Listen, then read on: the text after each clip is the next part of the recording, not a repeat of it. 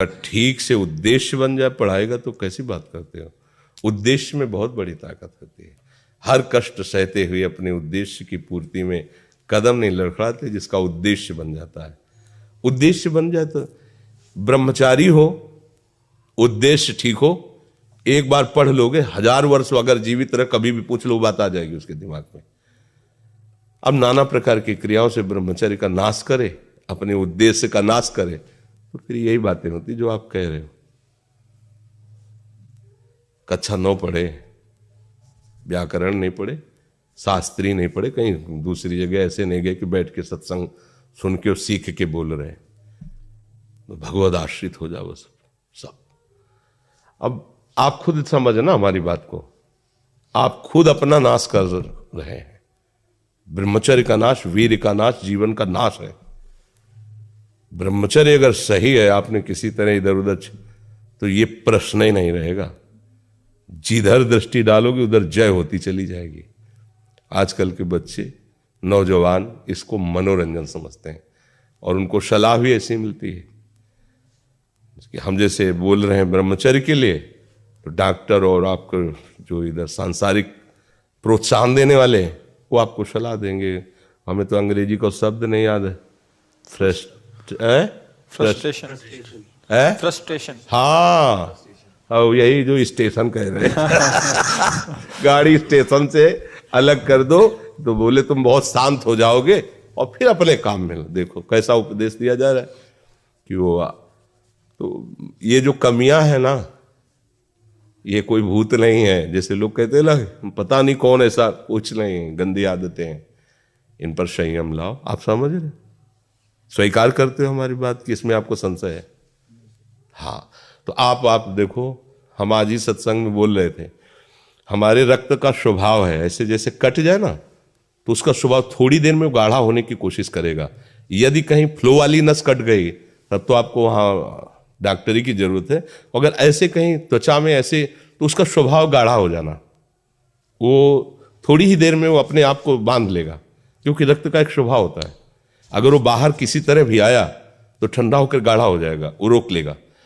इसकी आखिरी परिणति है वीर्य, वो स्वयं से नहीं निकलता, वो इससे भी गाढ़ी वस्तु है, वो घर्षण से निकलता है। अगर आप उसको गर्म न करें चिंतन के द्वारा, क्रिया के द्वारा, तो नहीं निकलेगा। और जब हम उसको, तो फिर वो जीवन को नष्ट, प्राय इस पर बच्चियां ध्यान ही नहीं देती कि ये कोई मार्ग भी है। और परिणाम क्या होता है कि फिर वो संसार में, जिसे डिप्रेशन कहते हैं, मानसिक रोग से ग्रसित हो जाते हैं, क्योंकि इसका परिणाम यही है।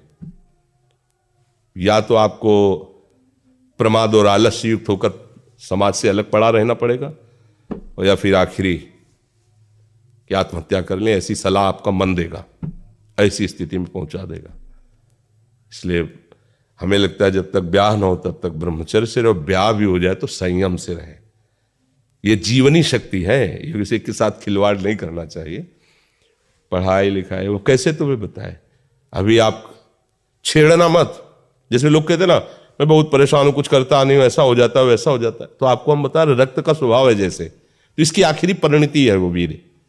उसका स्वभाव नहीं है बहना, उसका स्वभाव ऐसा है, उसको जब तक ताप नहीं लगेगा तब तक वो बाहर नहीं हो सकता। आपने गलत अभ्यास किया, माना 2-4 महीने 5 महीने वो अपने अभ्यासवश पतित होगा, लेकिन आप छोड़िए, उसका चिंतन छोड़िए, उसकी क्रिया छोड़िए, अपने आप वैसे हो जाएगा। जैसे रक्त है, आप 1 महीने में देना शुरू करो, जो देने का नियत कितना, 100-200 ग्राम 500 ग्राम जो भी दिए, 300 जो भी आप दीजिए, हर महीने तैयार हो जाएगा। और आप ना दीजिए तो आपके शरीर को अभ्यास हो जाएगा, आप दीजिए तो शरीर को अभ्यास हो जाएगा। वो शरीर, अगर आप रोज 300, तो फिर क्या होगा, आप मर जाओगे। समझ रहे हो ना, ऐसे शरीर की क्षमता, जैसे डॉक्टर जन के देखते हैं तुम्हारी क्षमता नहीं खून देने की, चलिए, क्योंकि अगर निकाल लोगे क्षमता नहीं तो उसकी हानि हो जाएगी।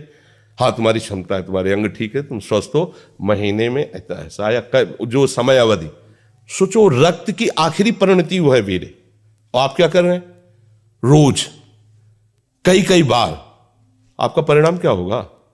अगर रोज वो खून निकाला जाए तो आदमी की हालत क्या हो जाएगी। खून की आखिरी परिणति है।